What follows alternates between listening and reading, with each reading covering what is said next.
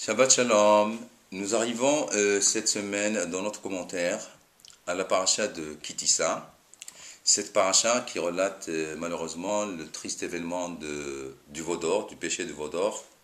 Mais je voudrais cette semaine parler justement à propos d'une mitzvah qui est traitée dans la paracha de Kitissa, la mitzvah de Haktarat Ketoret, c'est-à-dire la fabrication de la Ketoret, de l'encens. Je vais vous lire le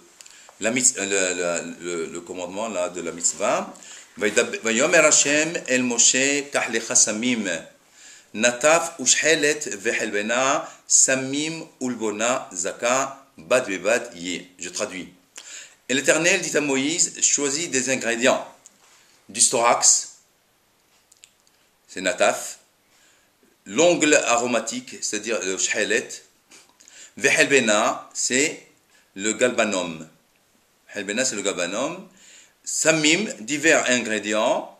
Bad bebadiye, le tout à poids égal. C'est la traduction littéraire de ce pasouk. Nos sages nous ont appris que tous les objets de culte du Mishkan, finalement, sont des symboles de mode de vie.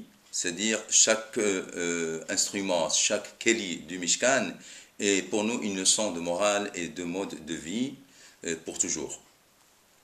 Et lorsque la Torah termine de nous décrire les commandements de la construction du tabernacle, du sanctuaire, elle nous prescrit une mitzvah importante, très particulière, qui est la Haktarat Ketoret, c'est-à-dire la fabrication de l'encens. Okay? Quel est le but de cette mitzvah? Apparemment, la mitzvah de l'Aktoret, c'est pour répandre un parfum doux dans le Mishkan, une fois que le Mishkan est déjà érigé et construit. Et dans les ingrédients qui composaient l'encens, ils sont au nombre de 11. Comme on dit dans l'Aktoret, Ve'ahad asar samanim hayuba. Il y avait 11 ingrédients dans la fabrication de l'Aktoret. Et avec ces ingrédients, Moshe Rabbeinu fabriquait bien sûr l'Aktoret qu'il fallait faire tous les jours, l'Aktoret dans le Mishkan, et qui répandait un parfum avec un bon odorat. Et parmi ces ingrédients-là, il y avait ce qu'on appelle la helbena. La helbena, c'est le galbanum. Et le galbanum, il a une propriété particulière, il a une odeur très très très mauvaise. Il répondait une odeur très très mauvaise, mais il fallait quand même, ce helbena-là, il fallait même, la Torah nous prescrit qu'il faut qu'il soit une des parties composantes, une des composantes de l'Aktoret.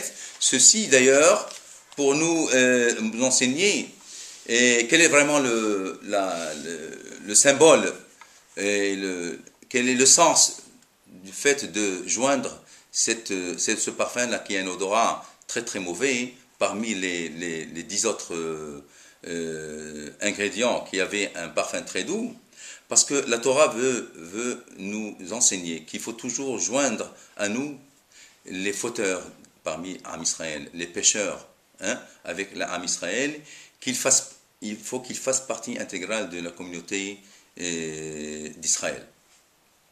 Donc le but de cette mitzvah-là, de la Ketoret, de l'encens, est de créer donc un parfum, je répète, un parfum doux. Néanmoins, la Torah nous prescrit de joindre la helbena, comme je l'ai dit, qui a priori ne convient pas dans ces composantes-là mais en étant mêlée, cette helbena-là, en étant mêlée aux autres ingrédients, finalement, son odorat sera aussi doux grâce aux autres composantes. Ça, c'est ce que Rashi commente dans le texte de la paracha. Et ce commentaire extraordinaire de Rashi comporte une morale et une leçon exceptionnelle, que même dans nos prières de tous les jours, quotidiennes, et dans nos jeûnes, il faut toujours, lorsque nous adressons au tzadikim pour que notre prière soit exaucée, il faut absolument joindre à nous dans nos prières, joindre surtout ces pécheurs d'Israël, ces fauteurs soi-disant d'Israël, nous devons les joindre afin qu'ils puissent ressortir et répandre leur mérite, car finalement ils sont considérés comme des enfants égarés, comme des enfants emprisonnés, okay? Et comme on dit en hébreu, tinokot shenishpu, car ils n'ont pas eu la chance et le mérite de connaître le judaïsme, et en mettant la helbena, en mettant cet ingrédient-là de mauvaise odeur, de galbanum, parmi les autres ingrédients, la Torah nous apprend que en mettant cet ingrédient-là parmi les autres, non seulement la helbena ne porte pas atteinte à l'odorat général de tous les ingrédients, mais finalement, au contraire, les autres ingrédients seront imprégnés d'une bonne odeur, c'est-à-dire ces pécheurs, allégoriquement, ces pécheurs d'Israël qui ressemblent à la helbena, ils seront, surtout en étant mêlés aux autres ingrédients, à Israël, à la communauté d'Israël, ils feront surgir leur mérite et leur bonne qualité. Donc il convient donc aussi pour nous, en résumant, de ne pas rejeter avec dédain et avec colère cette partie de Israël qui ressemble à la helbena, soi-disant les fauteurs, les pécheurs d'Israël, mais il faut les ramener, il faut les joindre à nous dans nos prières et dans nos jeûnes, comme d'ailleurs Aaron HaKohen, le grand prêtre, qui aimait la paix et qui recherchait toujours la paix, afin de ramener Israël dans la communauté d'Israël et afin que nos prières soient exaucées. Et s'il n'y a pas de Chalbena, S'il y a de Chalbena, tout est perdu, il n'y a pas de mitzvah de Ketoret.